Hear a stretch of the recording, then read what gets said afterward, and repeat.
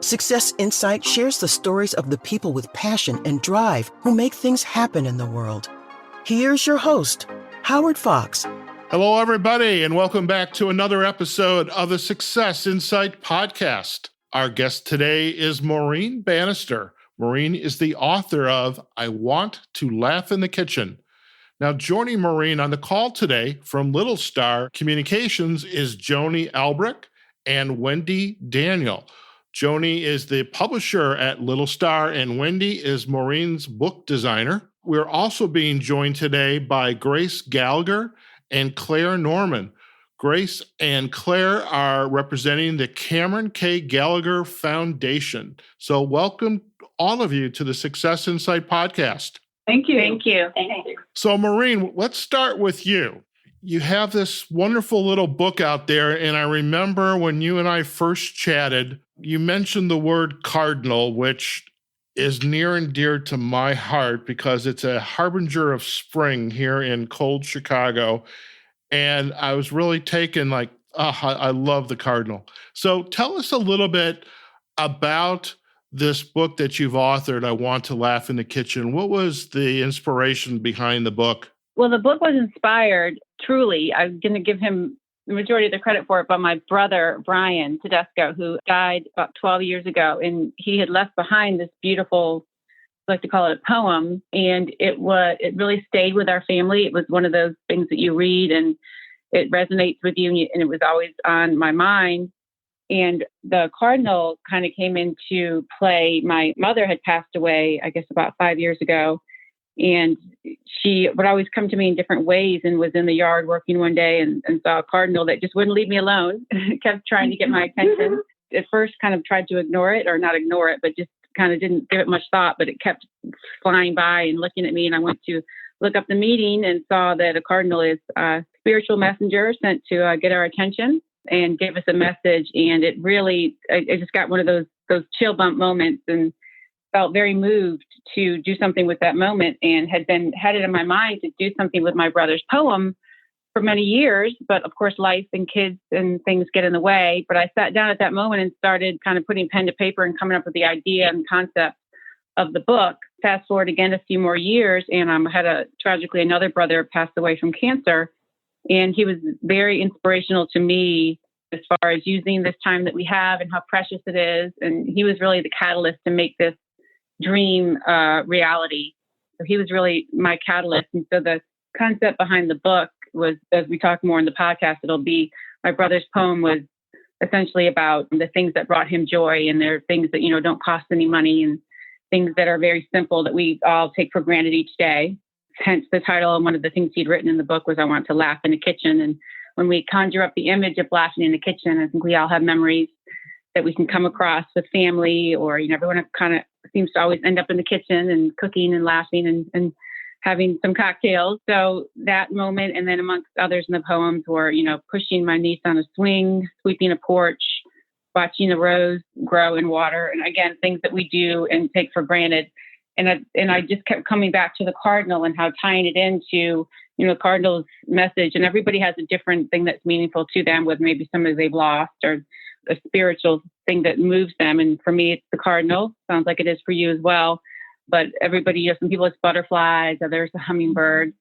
So really just, it strengthens your faith to know when those moments happen, and they still to this day. And not to rub it in, Howard, but has been about 70 degrees here in Virginia the last week.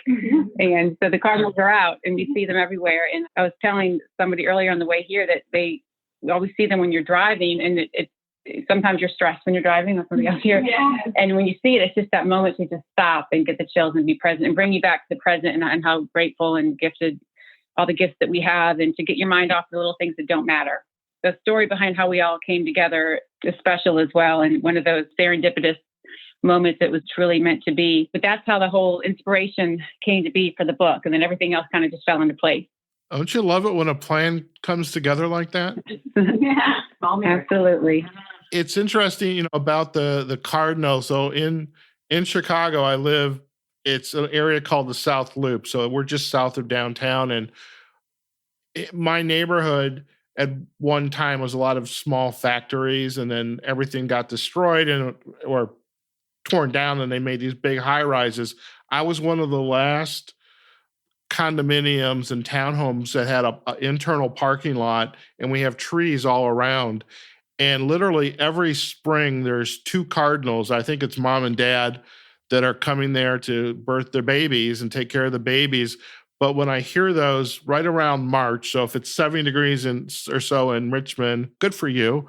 It's 20 here in Chicago. But when I hear those cardinals in the spring, I could just like stand outside and listen to them, all day. So I totally get this idea of just being inspired in the moment. And I love the fact that you've provided some examples of there's so many different ways we can, so to speak, stop and smell the roses and just take in things that we can be thankful and grateful for. As you started to begin this collaboration, you obviously set out to find a publisher for this book. And writing a book, and especially a book for children, is no small feat. And so I would love to hear from Joni about when Maureen first approached you about bringing her book into print. What were your thoughts around that? Well, first of all, I was very excited and eager to hear about the project, but a lot of people do come and make submissions, and there's a very high level of rejection. And so I was a little worried because she's a close friend. But when I read the poem and read her concept for what she wanted to convey in the book, it was one meeting, and we wanted to do it. Wendy was very excited about it as well. The model for Little Star is that we are really try to be author-centric, and in most cases, the author retains their rights to the book versus a more traditional publishing model. So that also seemed like the right fit for Maureen and for her desire to have this message about stopping to smell the roses. And that's exactly, you said that phrase, and that's what I've said.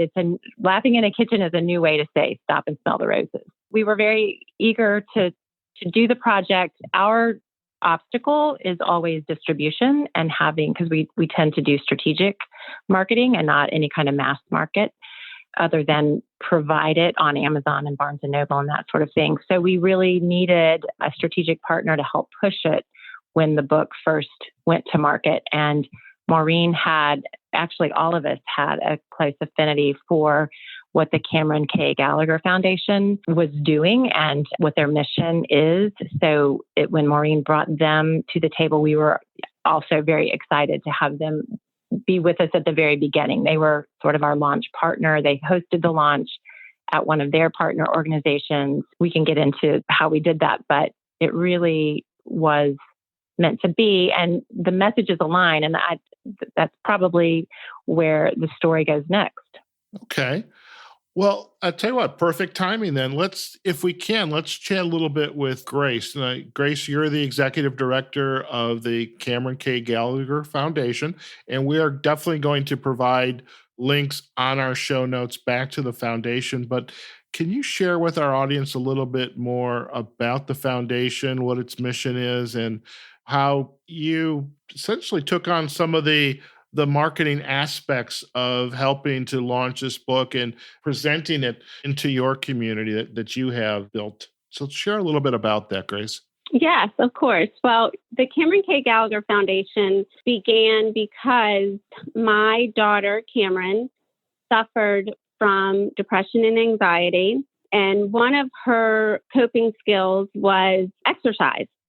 And she had a goal of completing a half marathon. And in the world of all of us, so I won't even just say mental health, it's not always easy to get up in the morning.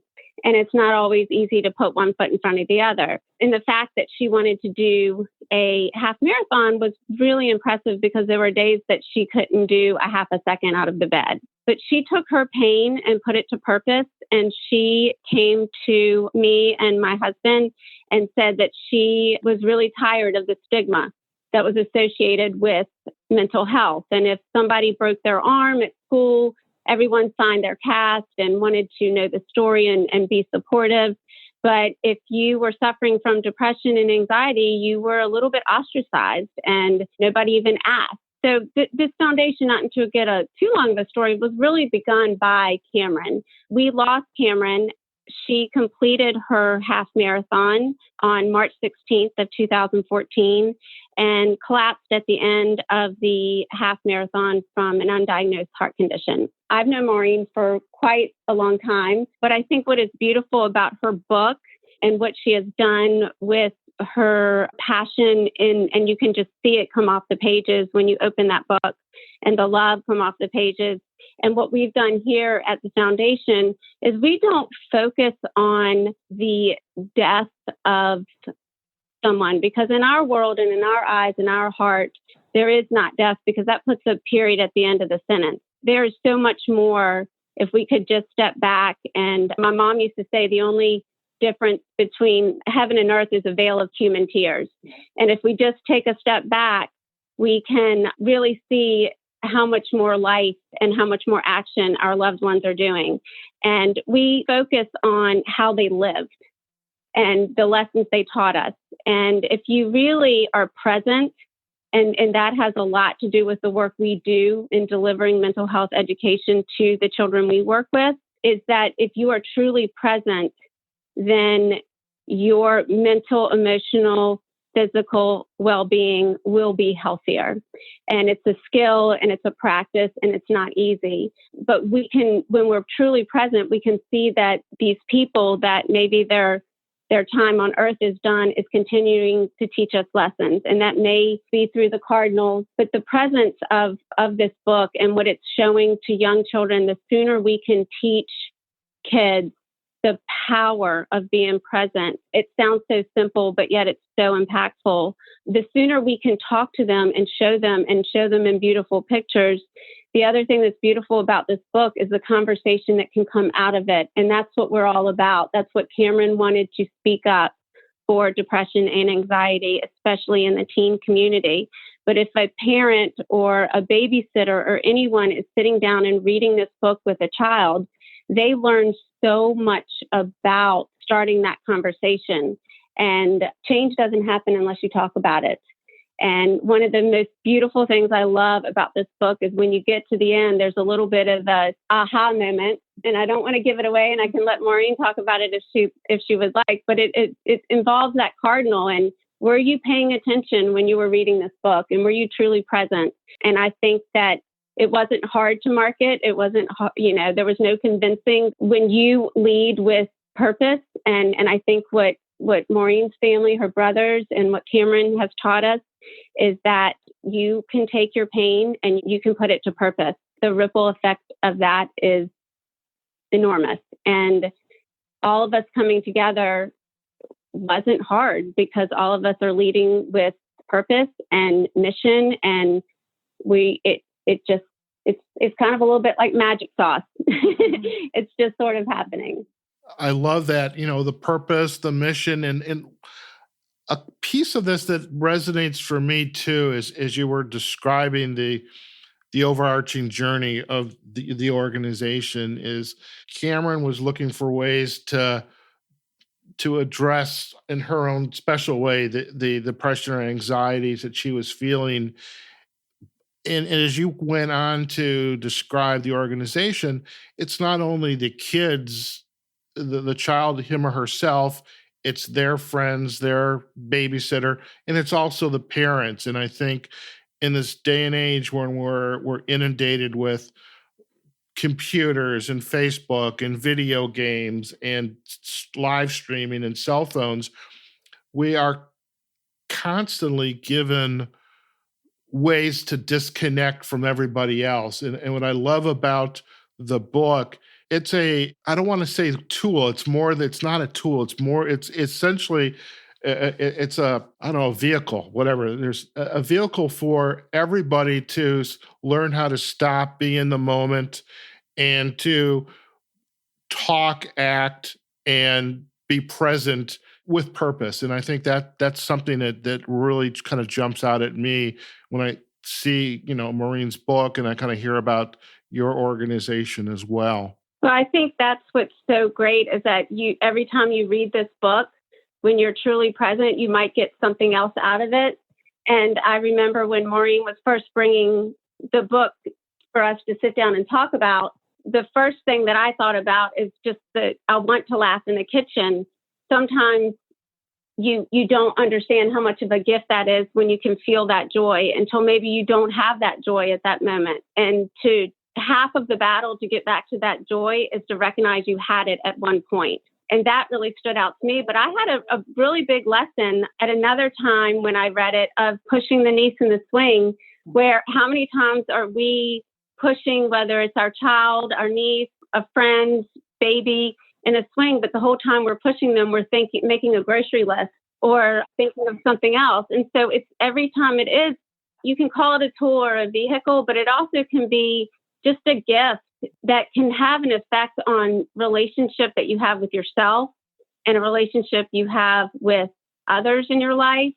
And part of just learning about that relationship can do wonders, because then you go on to, when in particular in the work we do, is we teach kids a lot about, you may not be able to control or change the stress in your life, but you can certainly change your relationship to it. I think that this book kind of reminds me personally, when I read it as an adult, how I'm missing out on being present if I don't change my relationship to the everyday. I'm really glad you used the term gift, because in my background, when somebody is deceased, or typically it's perhaps a parent, grandparent, and we say, may their memory be a blessing. And I'm thinking too, we can kind of extend that, being present in the moment, whether it's in the kitchen, on the swing, that's a blessing. It's a gift that you're giving to the person around, for yourself or those who are around you, if you are indeed on the swing too. I'm curious, if we kind of talk with Wendy a little bit, you were responsible for working with Maureen to design the book. When this project came onto your inbox, what did you think? And I'm curious what your insights were into helping Maureen bring her ideas, her vision into the book and its wonderful layout and pictures, illustrations, words. What was it like? Well, when I first was brought the project, I immediately responded to the poem and to the idea of just taking time and thinking about where you are and being present. And therefore, I just wanted to be part of it. And it was really exciting. And Maureen came with a lot of illustrations from students, actually 2 different illustrators who have been working with her over the years, and was like, here's some drawings, and what do you think? And that's a little unusual. Usually, you get a project and you work with one illustrator, but it was exciting because these were 2 students that she had kind of helped mentor, and their drawings were a way for them to express themselves and help them cope with different things that they were going through. And that resonated with me, because I think art and words and being able to communicate through those are just ways that people can help themselves develop some individuality. And so I was excited, and right off the bat, and just looked at these illustrations and the copy and was like, yes, I'm in. I would love to work on it. It started to see images right away that I could bring the illustrations together and add color to the book. And the cardinal was a great icon. And so we just all worked together from then on and came up with the design of the book and the way it looked and format. And it was very exciting. Fantastic. Now, Wendy, one more quick question. When you're working with an author like Maureen, and what are the lessons learned or the challenges of helping to bring this kind of a work to fruition? I mean, I've written a book before. It was probably the hardest thing I've ever done in my life, and I'd rather do podcast. But what's some advice you'd give to? And I guess could ask Joni this as well afterward. Is what are the advice do you give someone like Maureen, or maybe she knew exactly what she wanted, and it's just like Okay, I'm in. We'll whatever way you want to do it. Or what's some advice you would give though, or some lessons you learned and could impart on our listeners? Well, some people come to you with defined ideas and exactly how they want something to look. Others come a little more open. I would say that Maureen came to us with some pretty defined ideas of how she wanted the book to look. One thing that I think was really helpful is that Maureen and Jenny and I have been friends for a long time. And I think the words in the book, again, really resonated with all three of us in different ways. And so our approach was to try to guide Maureen to not have the book necessarily be just a reflection of her family, but to have a broader audience. And so the three of us really talked and worked through ideas and concepts of how to keep the book on that mission. And I think that's kind of both Joni's and my approach with people who we work with, authors, is to kind of hear what their end goal is, what they truly want their message to be, and then to help figure out how to communicate that and design that and get that produced to meet that goal. And so we kind of do a lot of guidance, and sometimes we make some suggestions that at first they're not really keen on. But, I think the best thing is being collaborative and listening and communicating and kind of stepping back and just letting things sit for a minute. And this book actually talks about that. So all in all, it was a great process for the three of us. I think that worked out really well. Fantastic. Thank you for sharing that. I think a lot of authors, and I see this in the self-publishing space. Some folks write books because it's another form of a business card, and I will admit that was kind of what my book was. I'd hand it out at a meeting, and we don't often think about how do I go out and promote this book and share this book, and speaking engagements and the advertising, and do I need a web page, a Facebook page, Twitter? My God, I just got on Pinterest this past weekend with Maureen, your book is going to be on Pinterest, by the way, because I discovered there's a lot of children's book writers and publishers out there. And so, there's so many places to go. And so I'm curious, Claire, in helping to market now this wonderful book, this gift,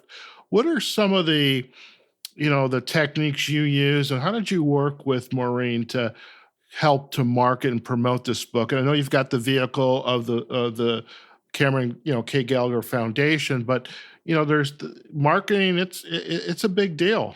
Because we want to sell our books. We want to be able to get out there and talk about it. Well, Howard, it's interesting. You'd mentioned in the distractions of our day and age, being on our phones and all, it can actually be a gift to have all this great technology around, because we can use our social media channels, which is where a lot of the consumers are these days, for better or for worse. But when we use it intentionally and we use our technology with purpose, and we have purpose like this book that we can access and share and get to. So social media campaigns are certainly a way to get the word out. And our organization certainly taps into that quite a bit because of the cost effectiveness of social media in general. But I'll mention in general, marketing this kind of work, we live our work. We live our mission. And so networking and being out in our community and beyond, and being able to embody the concepts that are within this book conversationally, and then being able to draw to the specifics of what Maureen's goals are. I will tell you, Maureen has mentioned the cardinal story a number of times, but I might argue that she, in fact, is a cardinal herself, because she carries herself with such beautiful spirit and purpose around how she wants to market and move that book. Marketing is a business term, and we have to be real about that.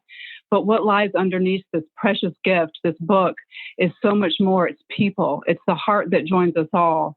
And the truth is that we do lose people and we miss them terribly. Transparency is such that Grace and I are siblings, and Cameron was my niece. I pushed her in the swing, and I miss her every single day.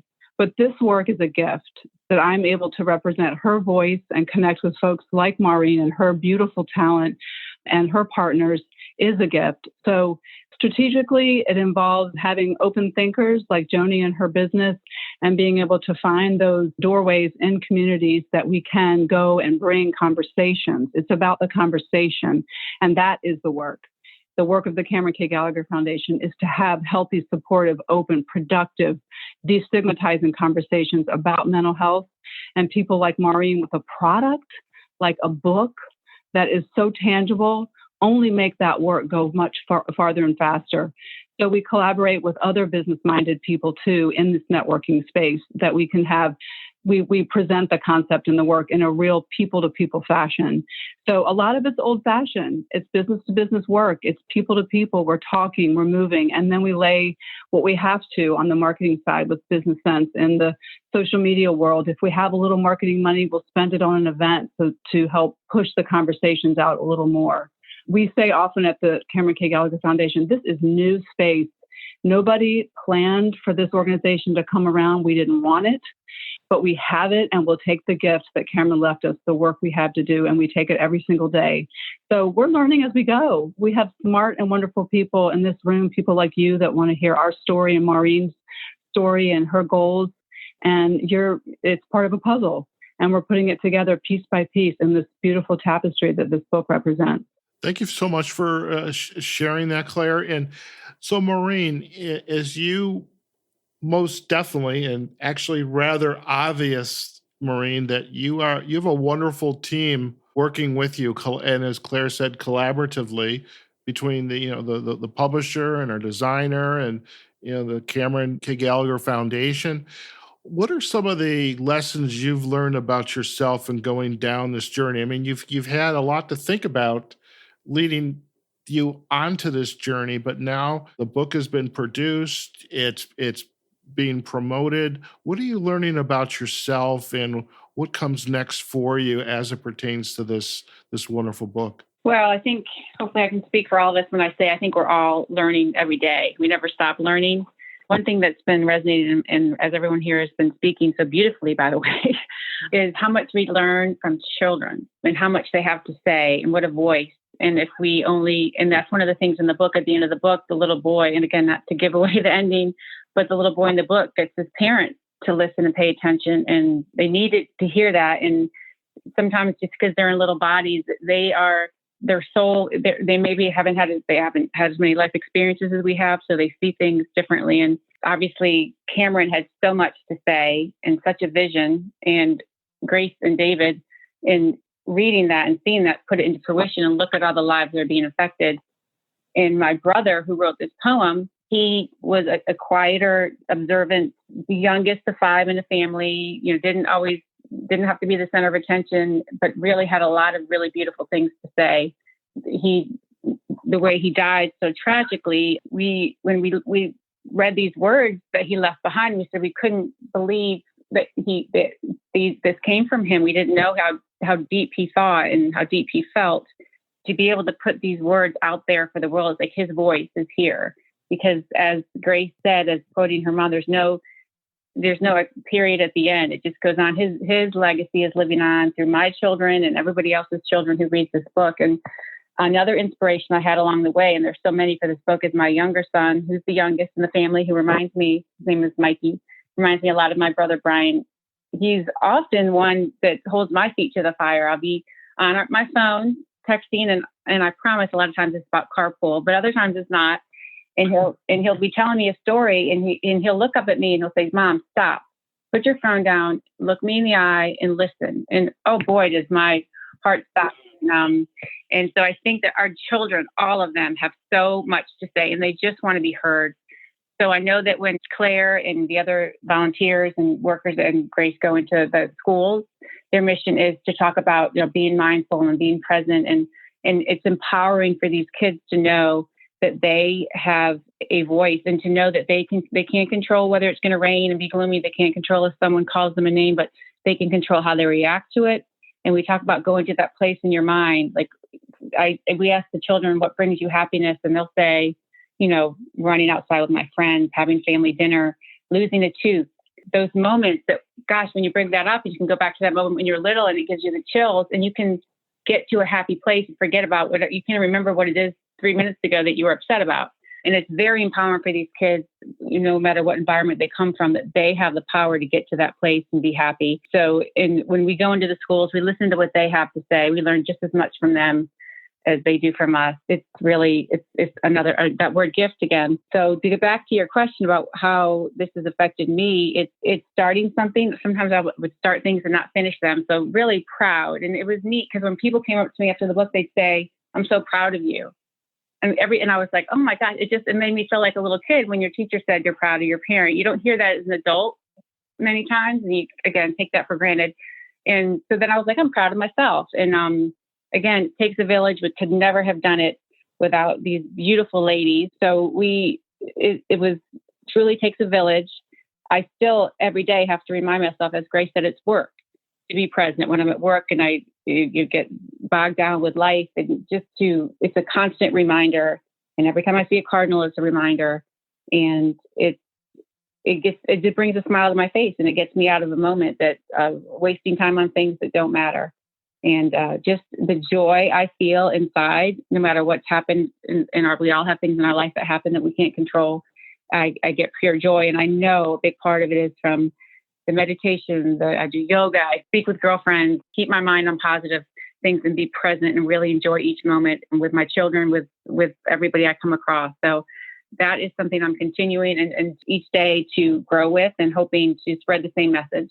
Fantastic. And the word poem, the word gift has come up multiple times during our time together. And I have a request for you, Maureen, if you would gift our audience with reading the poem that your brother had shared and was the inspiration around the book. Is that something you'd be willing to do? Yes, I can do that. It would be my honor. Fantastic. And again, this is the inspiration for the book. I cannot take any credit for this. All right. Except that it was meant to be put out to the world. And this is his voice. I want to run. I want to go to concerts. I want to eat in a park. I want to clean a porch on Sunday. I want to lean on a fence. I want to push my niece on a swing. I want to go east and swim in the ocean. And I want to go west and look at huge rocks. I want to laugh in a kitchen. I want to walk in a vineyard and drink wine. I want to watch a nephew hit a home run. I want to read an article and say, I know who wrote it. I want to argue over stupid things and make amends every time.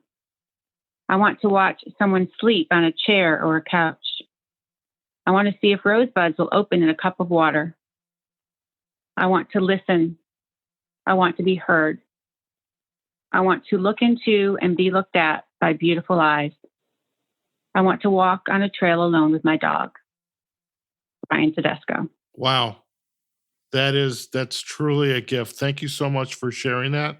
I don't think we can top that. So I think that, you ladies have been a wonderful to join us on the Success Inside podcast. And Maureen, thank you again for reaching out to us. It's been an absolute pleasure to have you as our guest and, introducing this wonderful gift of a book, I Want to Laugh in the Kitchen. And thank you so much. And before we let you all go this afternoon, Maureen, if our listeners would like to learn more about you and your work, where's the best places for them to go? On Facebook, I have a page. It's an author page, and it's called I Want to Laugh in the Kitchen. So if you did a search for that, my page will come up, and you can like the page, and we'll have updates and ways to order the book. And you can go on Amazon.com and again, search for I Want to Laugh in the Kitchen, and you can place an order there as well. The book is in Barnes & Noble booksellers. So those would be the best ways to get in touch with me about the book if they're interested in, for schools that are interested in purchasing, or families as well. Fantastic. Now, are you open to connecting on LinkedIn as well? Absolutely. And I failed to mention I'm also on LinkedIn. Fantastic. We will most definitely provide backlinks to Amazon and Barnes & Noble, your Facebook page, and LinkedIn. And Joni or Wendy, if our listeners would like to learn more about Little Star Communications, where's the best places for them to go? They can go to littlestarcommunications.com, and they can also find the public Facebook page that is just Little Star, and wendydanieldesign.com. Fantastic. So we will provide backlinks to all of those sources as well. And finally, Grace Gallagher and Claire Norman, thank you so much for joining us on the Success Insight podcast. Where would you like our listeners, or where do you suggest our listeners go to learn more about the Cameron K. Gallagher Foundation? Listeners can find us at our website at ckgfoundation.org. Our social media channels are located on that website. You can find us on Facebook at SpeakUp5K/Cameron K. Gallagher. That's to note our biggest celebration in mental health you'll ever find, which is a big 5K race, but you'll find that handle on our website as well. We're also on Instagram, and we do have a minimal but growing presence on Twitter too. So Instagram, Facebook, and website, ckgfoundation.org. Fantastic. And we'll go out to the sites and get those links if I've got questions. I know Maureen, I know the author, and we'll go back to her. I want to thank you all. I mean, in a spirit of full disclosure to our listeners, I mean, we've had 2 guests on before. I don't think I've ever had 5. This went pretty well. I think we were able to navigate the transitioning of the microphone. So I want to thank you. You did great. And I hope this was a wonderful experience for all of you as well. Thank you. Yes, I'm very grateful to have the platform to spread this important message. Very thankful. Thank you. There you have it, folks. We have just been chatting with Maureen Bannister, author of I Want to Laugh in the Kitchen. She was joined by Joni Albrook and Wendy Daniel from Little Star Communications, and we were joined by Grace Gallagher and Claire Norman from the Cameron K. Gallagher Foundation. We will provide links back to all of the pertinent sites, on social sites and websites, so that you can learn more about the respective organizations and about the book as well on Amazon and Barnes & Noble. I hope you enjoyed this podcast. This is such an important topic, and we've touched on anxiety and depression before. And one thing that it's really coming through crystal clear is the children's books that are out there are such wonderful, and let's use the term gifts, not only for children who are perhaps struggling and maybe there is a disability of sort, whether it's a physical or a mental health disability. It's a wonderful vehicle for them. It's a wonderful vehicle for their classmates, their peers, friends, family, and even parents to start to have the conversation and to be present and in the moment. So we put our cell phones down, we stop. Yes, we have to worry about the carpool, but sometimes it's just more important to be in the moment with your loved ones and listen and be a gift to them. So if you like this podcast, please do comment on our social site, successinsightpodcast.com. We are on YouTube, Facebook, Twitter, LinkedIn, and most recently Pinterest, and we'll definitely have this podcast up on all the sites. So let our guests know what your thoughts were to the podcast. Let us know. And again, I hope you enjoyed this wonderful and rich conversation. So wherever you are, whatever you're doing, go out there, have a phenomenal day, and we'll see you on the next episode of the Success Insight Podcast. Take care now. Success Insight is a production of Fox Coaching and First Story Strategies. Find us online, successinsightpodcast.com.